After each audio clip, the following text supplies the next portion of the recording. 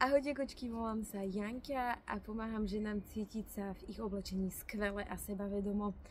Ak by ste mali záujem o moje rady, môžete navštíviť môj blog štýlovooblečená.com. Moje rady sú úplne zadarmo.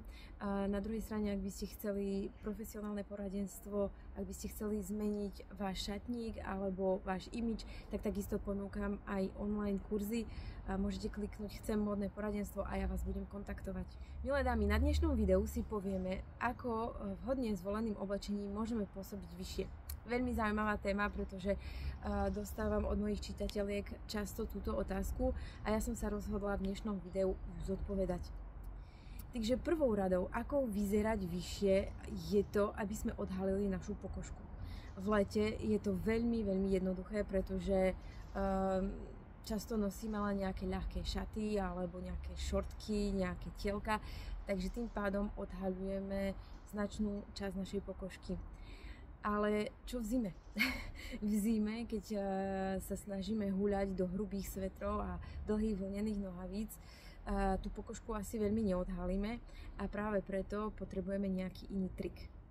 Druhým trikom, ak je zima a ak chceme pôsobiť vyššie, tak urobíme čo? Siahneme po topánkach s vysokým opätkom. Avšak nie každá žena rada nosí topánky s vysokým podpätkom. Ja som jednou z nich, ja milujem botasky alebo sandáliky na nízkom podpätku, ale takisto sa snažím občas si obuť ten opätok. A čo mi pomohlo nosiť topánky s vysokým opätkom? Veľmi dôležité je vybrať si správnu formu opätku. Určite by som nenosila ihličkové podpätky. Ja naozaj obdivujem vás, milé dámy, ktoré to dávate každý deň a viete v nich dokonca stráviť celý deň v kancelárii, potom v nich ešte dokonca aj šoferujete. Máte u mňa veľký obdiv, pretože ja by som to nedala. Ale na druhej strane som sa vami inšpirovala a som si povedala, že naozaj tá topánka, ten opätok dodá tej nohe taký šmrnc, tá noha vyzerá chudšie, je to jedná z nás známe. Takže som si povedala, že si kúpim topánky, ale so širokým opätkom a naozaj veľmi mi to pomohlo pri mojich nových outfitoch. Takže ak by ste chceli vyskúšať túto moju techniku, tak na túto sezónu si môžete kúpiť čižmy so širokým opätkom alebo aj iné topánky, teraz sú aj poltopánky so širokým opätkom.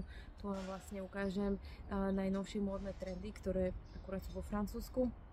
Ja si myslím, že sú v celej Európe a možno, že aj na celom svete, takže určite prídu aj na Slovensko. Ďalším trikom, ako si predĺžiť siluetu a opticky možno, že predĺžiť nohy, je zvolenie vhodných pančušiek. Takže zvolenie vhodných pančušiek znamená dve veci. Prvá vec je zasa sme pri tom ukazovaní, odhaľovaní pokožky. Takže to znamená, že ja v prvom rade siahnem, ak nie je veľká zima, po pančuškách, ktoré sú jemne presvítajúce. Môžu byť aj čierne, môžu byť aj šedé, môžu byť aj možno, že trošku inej farby, bordové, ale nie sú matné. Čiže vidíme cez nich vlastne trošku našej pokožky a tým pádom tá noha vyzerá štíhlejšie a je to viac aj sexy. A taký trik takisto k týmto pančuškám, ja si ich stále zvolím podľa farby mojej topánky. Čo znamená, že ak si obujem napríklad bordové čižmy, tak sa snažím nájsť si pančušky podobnej farby. Nie je veľmi dobré mať úplne rovnakú farbu a v podstate je to aj nemožné nájsť rovnakej farby topánky a rovnakej farby silonky alebo pančušky. Je tu jedna výnimka, ak máte topánky neutrálnej farby, napríklad kožené. Koža je neutrálna farba, pretože pripomína našu pokožku. Tak v tomto prípade si môžete zvoliť aj pančušky inej farby. Avšak zasa je tu taký malý háčik. Tie pančušky by mali byť jemne priesvitné. To znamená, že mali by trošku odhaľovať vašu pokožku. Ak by ste si dali opäť zasa nejaké hrubé vlnené pančušky sítej farby k topánkam inej farby, aj ku koženým, tak mohlo by to pôsobiť tak ťažkopádne. Takže napríklad vám ukážem na tomto outfite. Ja som si zvolila hnedo-bordové čižmy. Tak ak by som si k ním dala čierne silonky, tak tá noha by nepôsobila tak štíhlo, ako keď som si dala k ním bordové pančušky. To isté môžete urobiť napríklad, ak máte čierne topánky. Ku čiernym topánkám odporúčam sivé, šedé, tmavo-šedé pančušky, ale určite nie čierne, pretože ak si oblečiete čierne pančušky, ktoré nie sú ani priesvitné, ktoré sú veľmi tmavé, tak tá noha pôsobí veľmi ťažkopádne. A čo v prípade, ak si chceme obliecť hrubšie pančušky, ktoré nie sú priesvitné, tak v tomto prípade odporúčam vyššie čižmy. Pretože ak si obujete kotníkové čižmy a k ním si dáte hrubé pančušky, tak tá noha bude pôsobiť mohutne.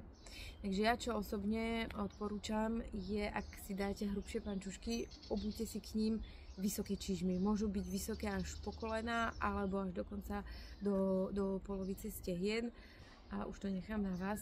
Napokon, čo v zime ja odporúčam, je nosiť kraťasy. Možno, že si teraz poviete, že som sa úplne zbláznila, ale pod kraťasy si stále viem dať aj tenšie pančušky, aj hrubšie pančušky. Ako kraťasám si viem dať aj vysoké čižmy. Tak ako ja mám napríklad na tomto outfite, vidíme, že ten kabát opticky predĺží siluetu. Samozrejme, keby som pri tom kabáte mala nejakú dlhú, širokú sukňu, tak takýto efekt by som nemala. Čiže dôležité je správne zharmonizovať tie jednotlivé kúsky. Ak by ste chceli mať viac rád o tom, ako sa obliekať, ak ste nízka, tak určite navštívte môj blog na stylovooblečená.com. Som napísala článok Móda pre nízke dámy, tak si ho určite prečítajte.